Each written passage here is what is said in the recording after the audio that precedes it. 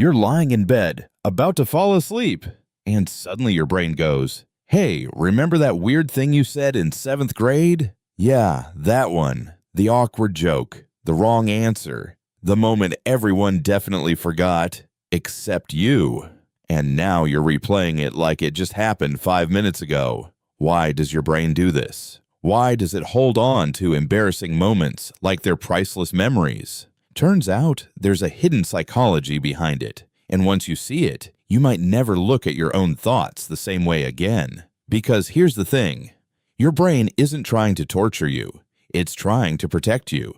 Let's start with one type of mind, the spotlight thinker. Picture this, you're in a group conversation, you say something slightly off. Maybe your voice cracks, maybe your joke doesn't land. Everyone moves on, conversation continues. No big deal, but inside your head, it's a full-blown documentary. Slow motion replay. Zoom in on your face. Dramatic music. That's because your brain believes you're under a spotlight. Psychologists call this the spotlight effect. You assume people are paying way more attention to you than they actually are. Your brain exaggerates your social importance in the moment, and later it tags that memory as important. Important means worth storing, worth revisiting, worth analyzing again and again. But here's the twist. Most people weren't even paying attention. They were too busy worrying about their own awkward moments. Still, your brain doesn't know that. To it, social mistakes equals potential rejection, and rejection historically meant danger. So it saves the memory, just in case you need it to survive next time.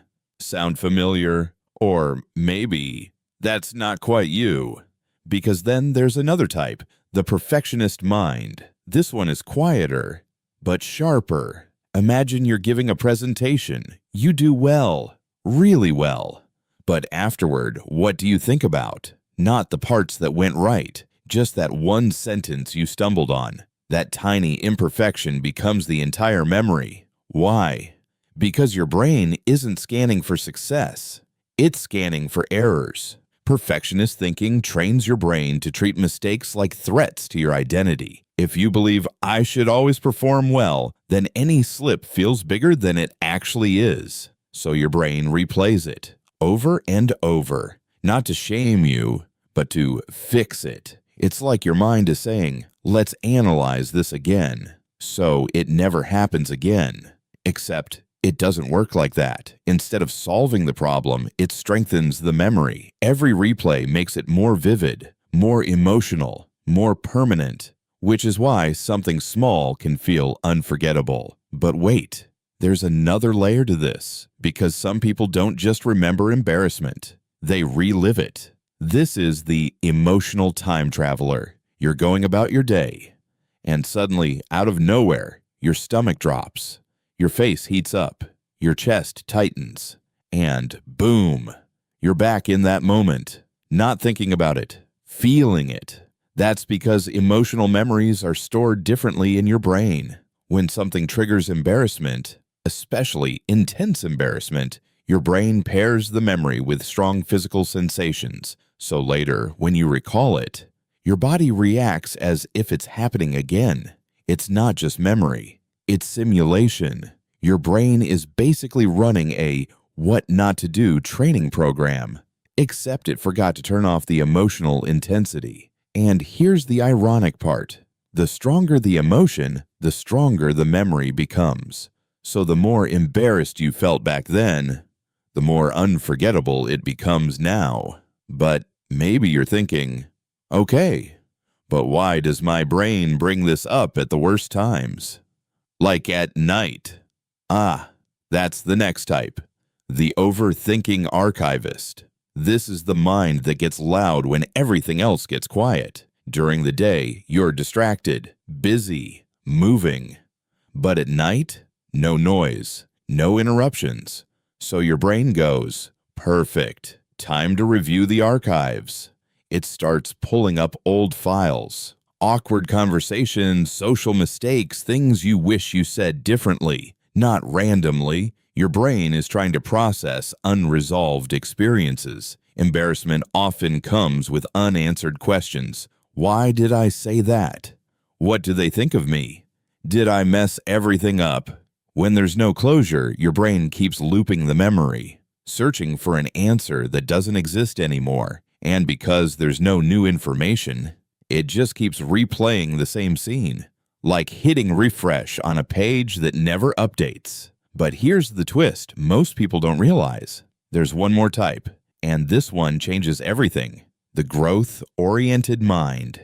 Now this person still remembers embarrassing moments, still feels that cringe sometimes, but something is different. Instead of asking, why am I like this? They ask, what can I learn from this? Same memory, different meaning.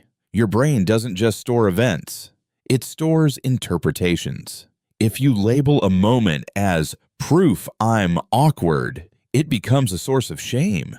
If you label it as a moment I learned from, it becomes neutral, even useful. And over time, that changes how often your brain brings it up. Because here's the truth. Your brain replays what it thinks matters. So if embarrassment feels like danger, it keeps showing up. But if it becomes just information, it slowly fades into the background. Not erased, just quieter. And maybe that's the real insight here. Your brain isn't holding on to embarrassing moments because they define you. It's holding on to them because it thinks they can protect you from future mistakes, from rejection, from social pain. It's just a little overprotective. So the next time your brain brings up that awkward memory, that thing you said, that moment you wish you could undo, pause for a second. Instead of pushing it away or spiraling into it, just notice it. Ask yourself, is this actually helping me right now? Or is this just my brain trying a little too hard to keep me safe? Because once you see the pattern, it loses some of its power. And maybe tonight, when your mind tries to replay that moment again, you won't dive into it the same way. Maybe you'll just watch it, acknowledge it, and let it pass. So, which type felt most like you? The spotlight thinker, the perfectionist, the emotional time traveler, or the late-night archivist, or maybe a mix of all of them? Let me know in the comments. I read them. And if you've ever had your brain randomly remind you of something embarrassing, yeah, you're definitely not alone.